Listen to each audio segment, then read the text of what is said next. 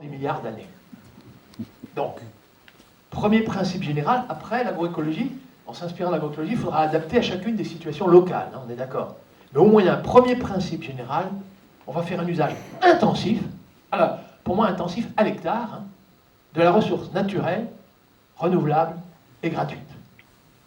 Donc, vous l'avez compris, pour maximiser la photosynthèse, la transformation de l'énergie solaire en énergie alimentaire, c'est la plante hein, qui intercepte avec ses feuilles vertes l'énergie solaire et vous transforme ça en énergie alimentaire. On appelle ça photosynthèse.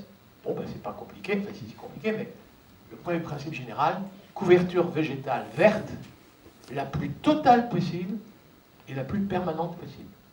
La plus totale possible, y compris dans l'abri, hein, je connais des gens qui sèment des lentilles entre une rangée de blé. Ils vont essayer de récolter le même jour, séparer les grains, c'est savant, c'est pas facile, mais au moins les rayons de soleil ne sont pas tombés sur les feuilles de blé, tombent sur les feuilles de lentilles.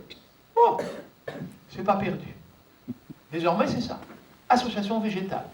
Dans certains pays, plus ceux qui pratiquent une agriculture manuelle, hein, vous savez, la milpa des Mexicains, c'est le maïs, la céréale, le haricot, la légumineuse, et pour les derniers rayons du soleil qui ne seraient pas tombés ni sur les feuilles de maïs, ni sur les feuilles de haricot, hop, une pastèque, un concombre, un melon, une cucurbitacée, une plante rampante, ça peut être la patate douce aussi, mais pas un rayon de soleil ne doit tomber à terre, tous les rayons de soleil doivent tomber sur des feuilles vertes, capables de transformer l'énergie solaire en énergie alimentaire, et si possible, en hiver, au printemps, en été, à l'automne.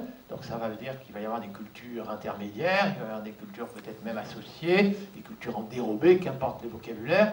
Mais l'agriculture moderne de demain, celle qui va permettre de résoudre des enjeux, et dans le contexte du réchauffement climatique, association végétale. Alors je sais que nous n'y sommes pas très préparés. Il y a des régions un peu mieux préparées. Hein. Je veux dire, les Bretons, pour faire de l'élevage dans une prairie, ils savaient associer une graminée, un trèfle blanc. Voilà. Maintenant, ils mettent du maïs et ils importent le soja. Mais entre les rangées de maïs, il y a quand même du soleil qui tombe à terre. Je ne suis pas sûr que c'était astucieux de la part des Bretons, mais c'est pas qu'ils sont en faute. Hein. Mais c'est qu'on leur a demandé de faire ça, mais on va peut-être devoir corriger le tir. Non, non. Couverture végétale la plus totale possible, la plus permanente.